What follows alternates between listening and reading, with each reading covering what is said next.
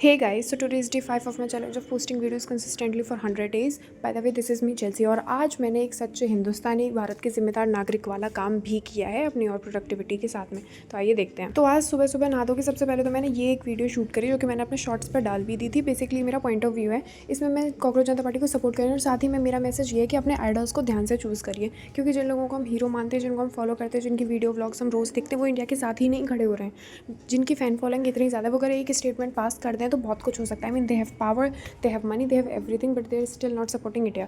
तो मैंने ये मैसेज दिया है कि जो लोग इंडिया के साथ खड़े नहीं हो सकते, हम उनको सपोर्ट नहीं करेंगे और हम उनको कहीं ना कहीं बॉयकॉट करेंगे। मेरे को इन बड़े बड़े यूट्यूबर्स से काफ़ी उम्मीद थी, लेकिन एट द एंड मेरे जैसे छोटे यूट्यूबर्स जिनको अभी 2 दिन नहीं हुए यूट्यूब में आए हुए, वो लोग भी वीडियो बना रहे हैं इनके पीछे। उन लोगों का भी नाम लिया जो इंडिया के साथ है, जैसे कि राखी सावंत हो गई, जिससे मुझे बिल्कुल ही भी एक्सपेक्ट नहीं था कि वो सपोर्ट करेंगी इंडिया को, लेकिन हाँ वो करती हैं भाई।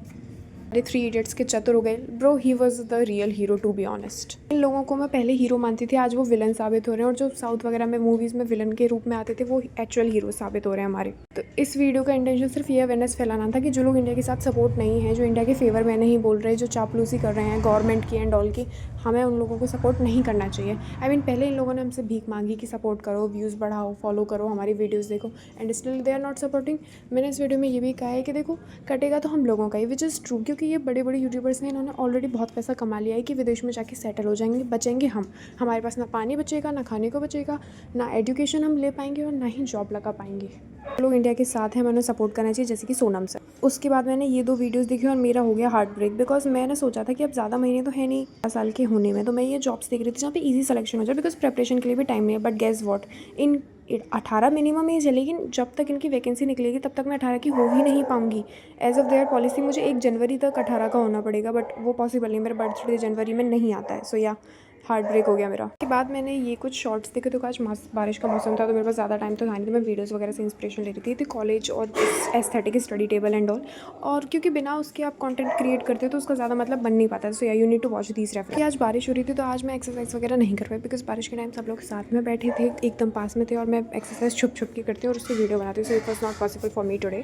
फिर ये थे मेरे झाड़ू जैसे बाल जो आज मुझे धोने पड़ गए थे। और जो लोग कहते हैं ना कि वाव काली हेयर्स बहुत लकी होते हैं, कुछ लोगों के होते हैं, भाई लक वक का तो मुझे नहीं पता, पर हाँ इनको धोने में 1 घंटा लगता है, सुखाने में 1 घंटा, और काटने में तो कुछ पूछो मत, एकदम आफत आ जाती है, क्योंकि बाल इलझ जाते हैं। ये इसलिए ज़्यादा टूटते हैं बिकॉज ये इलझ जाते हैं, ना कि इसलिए क्योंकि ये वीक हैं। आधे से ज़्यादा बाल मेरे इसीलिए टूटते हैं क्योंकि वो इलझे हुए होते हैं, और भाई लेजेंड में रोते। तो आज ज़्यादातर टाइम इन चीज़ों में लग गया, वीडियो बनाने में, एडिट करने में। एक तो छुप के एडिट करना पड़ता तो वैसे ही टाइम वेस्ट होता है, फिर बाल काटने में, और फिर मैं सो गई थी क्योंकि आज मौसम काफ़ी अच्छा था।